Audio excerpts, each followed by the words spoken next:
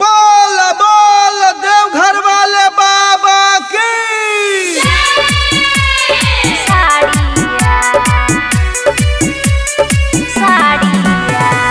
अनोखा recording studio Nangloi Delhi.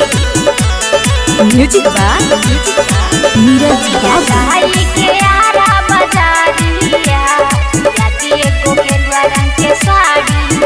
चढ़ गइल बाटे देखा सावनवा पिया, मन करे जाई हम देव घरवा पिया।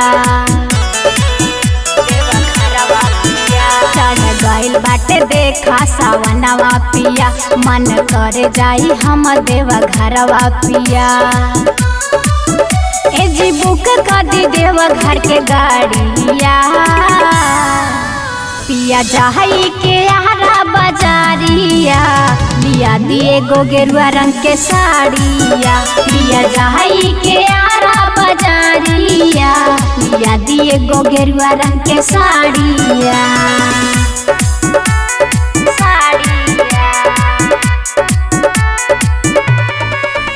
पिया जाई के आरा बाजारिया, लिया दिए गो गेरुआ रंग के साड़िया।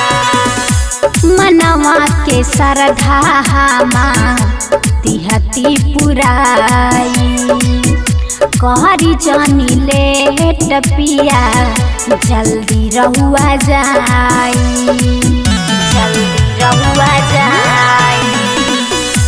मनवा के श्रद्धा तिहती पुराई, कहरी जानी लेट पिया, जल्दी रहुआ जाई। चिन्ह के सामान ले बढ़िया, पिया जाई के आरा बाजारिया, लिया दिए गो गेरुआ रंग के साड़िया। ये जाई के आरा बाजारिया, लिया दिए गो गेरुआ रंग के साड़िया।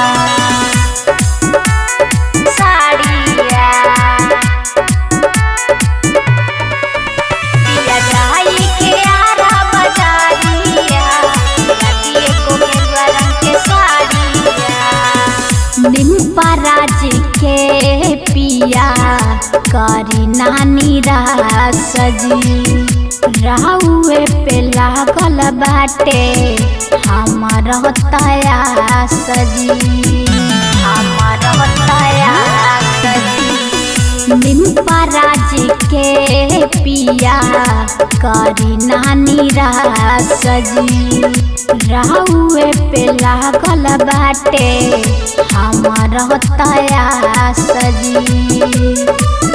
ए जीरो चली सेट के दाढ़िया, पिया जाई के आरा बाजारिया, लिया दिए गो गेरुआ रंग के साड़िया। ए जी जाई के आरा बाजारिया, लिया दिए गो गेरुआ रंग के साड़िया।